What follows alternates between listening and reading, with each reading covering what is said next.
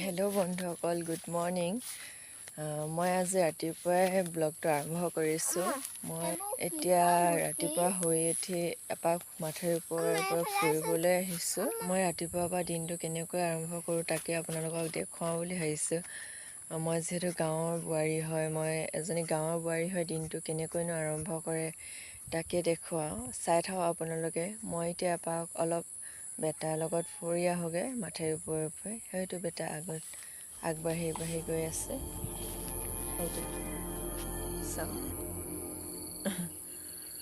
তাৰ লগত অলপ আগৰ পৰা আহোঁগৈ, তাৰপিছত ঘৰ কাম কৰিম আৰু। জানেই ৰাতিপুৱা উঠাৰ পাছত এজনী বোৱাৰীৰ কিমান কি কাম থাকে, তথাপিও আজি বোলো মই দিনটো কেনেকৈ আৰম্ভ কৰোঁ তাৰ ওপৰতে এটি ব্লগ বনাওঁ বুলি ভাবিছোঁ। আজি নদী আমাৰ সেই ইপাৰে মানে মাজতে আৰু মৌ আহি আছেহি, বনৰীয়া মৌ। এনেকুৱা দিনত আমাৰ ধানবিলাক অলপ হেৰি হয়, সজাল ধৰে যে, সেইটো সময়তে মৌ কেতিয়াবা মানে আহে। মৌ আহি পথাৰত সোমাই পথাৰৰ ধানবিলাক খাই দিয়ে, গোটেই বহুত দিগদাৰ কৰে মহে। বনৰীয়া মৌ ক'ৰ পৰা আহে, এইফালে অৰুণাচল ছাইডৰ ফালৰ পৰা আহি থাকে চাগে। কেনেবাকৈ পোৱালি ছোৱালীবিলাক নদীত যদি পৰি যায়, পোৱালিৰ লগতে সাঁতোৰেদি মৌ আহি যায়, আৰু মৌ এজনী আহি গ'লে মানে লগত আকৌ জাকটো আহি যায়। সেনেকৈ আহি মানে নদী কিনাৰৰ সেই মাজৰ যিবিলাক হেৰি থাকে বালিবিলাকত চৰি থাকে। আৰু যেতিয়া ধানবিলাক সজাল মেলে নাই, যেতিয়া ধানবিলাক সজাল মেলে তেতিয়া গোন্ধ পায়। গোন্ধ পালে মানে মৌবিলাক এপাৰলৈ পাৰ হৈ গুচি আহে। যেতিয়া এপাৰলৈ পাৰ হৈ গুচি আহে তেতিয়া মানে আৰু ৰাতি হওক দিন হওক মানুহ ইফালে সিফালে ওলাই যাবলৈ বহুত দিগদাৰ হয়। আকৌ ল'ৰা ছোৱালী স্কুল যাবলৈ দিগদাৰ হয়। তাৰপিছত মানে বহুত প্ৰব্লেম হয়। মৌ এটা আজি দেখিছোঁ শুই উঠিয়ে মৌ এটা আহি সেই বালিটোত ৰৈ আছে, আৰু লগত আৰু মৌ আছে। ৰুটিৰ লগত খাবলৈ কিবা এটা বনাই লওঁ। কালি সৰু মাছ আনিছিলে, সৰু মাছ আধা ফ্ৰাই কৰি থৈ দিছিলোঁ। সেইখিনি পিঁয়াজ দি কিনে মই ভাজিম, সেইখিনিয়ে ৰুটিৰ লগত খাবৰ কাৰণে বনাই। খাই বৈ আজৰি হৈ ল'লোঁ, ৰুটি খালোঁ।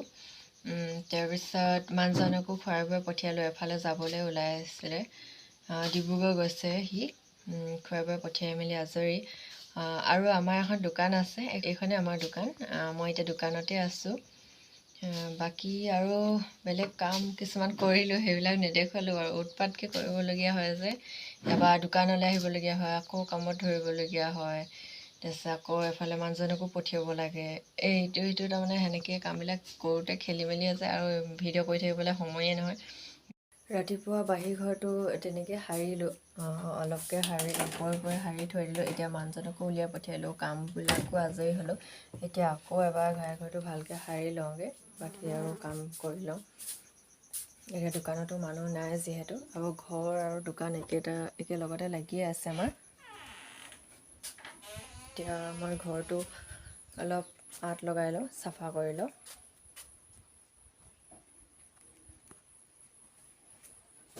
এইবিলাক চাওক, সেইটো কি বনাই থলে চকী, এইবিলাক কি জাবৰ জোঁথৰ পাত চাত আনি এদাই। এইফালে চকী গোটেই মাটি খানি অৱস্থা নাইকিয়া, গোটেই মানে ঘৰ হৈ নাথাকে। এইটো কিতাপৰ বেগ ইয়াত ল'লে, এনেকৈ পেলালে। এইটো টৰ্চ ইয়াত এনেকৈ পেলালে। মানে ল'ৰাই কামবিলাক বেছি বঢ়াই থাকে আৰু। বেটাইও ওচৰতে দদায়েক সম্বন্ধীয় এঘৰত খেলিব গৈছে। মই এতিয়া সি ওলাই যাওঁতেই ঘৰটো মই এতিয়া ঘৰ তলা লগাই দিলোঁ। আত্মসহায়ক গোটৰ মিটিং আছে, গোটৰ মিটিঙলৈ যাওঁ। আহি পাই আকৌ ভিডিঅ' কৰিম। দোকানখন বন্ধ কৰিলোঁ, যিহেতু মানুহজনো ঘৰত নাই। জপনাখন লগাই থৈ যাওঁ। বাকী গোটৰ গোটেইকেইজনী মানুহ গ'লেই, মোৰ সেই দোকান চোকান বন্ধ কৰোঁতে দেৰিয়ে হৈ গৈছে। ওচৰতে হ'ব, ওচৰতে মানুহৰ ঘৰতে আছে। তেতিয়া আহি লওঁগৈ। তেতিয়ালৈকে ব্লগটো বনাবই নোৱাৰিলোঁ, মিটিঙলৈ যাওঁতে বহুত দেৰি হৈ গ'ল। আত্মসহায়ক গোটৰ মিটিঙলৈ গৈছিলোঁ, আপোনালোকক কৈছিলোঁৱেই। সিহঁতৰ ঘৰত খানা পিনা কৰা হ'ল কাৰণে বহুত দেৰি হৈ গ'ল। এতিয়া আহি পাইছোঁহিহে, আহি পাওঁতে 4টা বাজিলে।